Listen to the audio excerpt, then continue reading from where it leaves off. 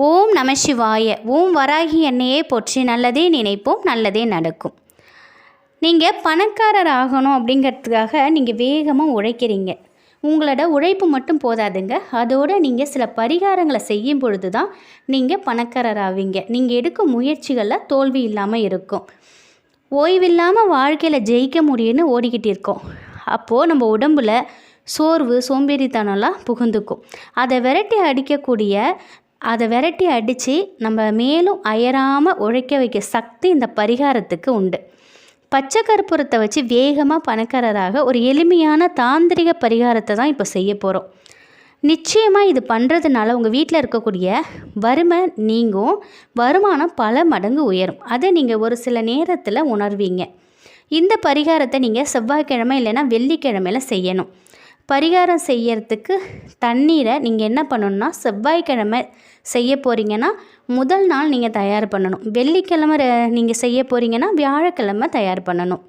ஒரு டம்ளரில் சுத்தமான தண்ணி எடுத்துக்கோங்க. அதில் 1/2 டீஸ்பூன் ஜீரகம், 1/2 டீஸ்பூன் மஞ்சள் பொடி, ஒரு துண்டு பச்சை கற்பூரத்தை போட்டுக்கோங்க. இந்த டம்ளரை பூஜை அறையில் அப்படியே வச்சிடணும்.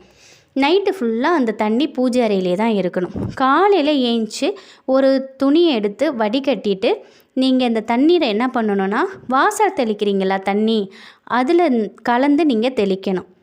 இதிலேருந்து வரக்கூடிய வாசம் இந்த தண்ணீரால் நீங்கள் நிலைவாசலெல்லாம் தெளிக்கும் பொழுது இதிலேருந்து உங்கள் வீட்டுக்கு வரக்கூடிய வாசமானது லக்ஷ்மி கடாட்சத்தை உண்டு பண்ணும். இந்த தண்ணியிலேருந்து வரக்கூடிய வாசம் வீட்டில் இருக்கிறவங்க சுவாசிக்கும் பொழுது அந்த வாசம் அவங்களுக்கு ஒரு புத்துணர்ச்சி கொடுக்கும். வெளியில் வேலைக்கு நீங்கள் போகிறீங்க அப்படின்னா சுறுசுறுப்பாக செய்வீங்க. அந்த வேலையை நீங்கள் சுறுசுறுப்பாக செஞ்சீங்கன்னா வருமானம் ரெட்டிப்பு தானே ஆகும். அது மட்டும் இல்லாமல் இந்த தண்ணியை கொஞ்சமாக எடுத்துக்கோங்க. வேறு எந்த தண்ணியும் சேர்க்காமல் உங்கள் வீட்டில் மூலை முடுக்கலையெல்லாம் தெளித்து விடுங்க.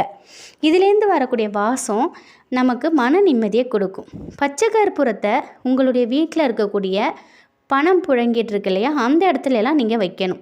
பணம் பெட்டி, பணம் வைக்கும் பர்ஸு, குழந்தைகள் படிக்கக்கூடிய புத்தக பையில் கூட இந்த பச்சை கற்பூரத்தை வைக்கலாம். இதனால் நம்ம வீட்டில் நேர்மறை ஆற்றல் அதிகமாகும். இந்த மாதிரி நேர்மறை ஆற்றல் அதிகமாக ஆனிச்சுன்னா நன்மைகள் மட்டும்தான் நம்ம வீட்டில் நடக்கும். இதனால் நம்ம சீக்கிரமாக வேகமாக பணக்காரர் ஆயிடலாம். ஏன்னா பச்சை கற்பூரத்துக்கு அப்படி ஒரு சக்தி இருக்குது. எப்பொழுதுமே நம்ம வீட்டில் வாசம் இருந்துக்கிட்டே இருந்ததுன்னா, நல்ல மனம் இருந்துக்கிட்டே இருந்ததுன்னா அந்த வீட்டில் மகாலட்சுமி கடாட்சம் இருந்துக்கிட்டே இருக்கும். எப்பொழுதுமே நம்ம வீட்டில் எதிர்மறை சக்தி இல்லாமல் இருந்துச்சுனாலே நம்ம வீட்டில் எப்பொழுதும் பண வரவு வந்துக்கிட்டே தான் இருக்கும்.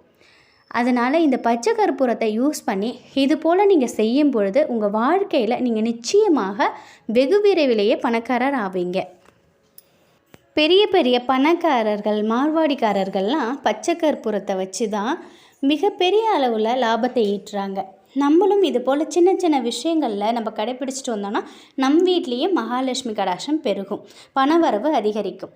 இந்த தகவல் நிச்சயம் உங்களுக்கு பயனுள்ளதாக இருந்திருக்கும் அப்படின்னு நம்புகிறேன். வராகியம்மனின் அருளோடு எப்பொழுதும் உங்கள் வீட்டில் செல்வ செழிப்பும் ஆரோக்கியமும் மகிழ்ச்சியும் நிலைத்திருக்கட்டும். நன்றி.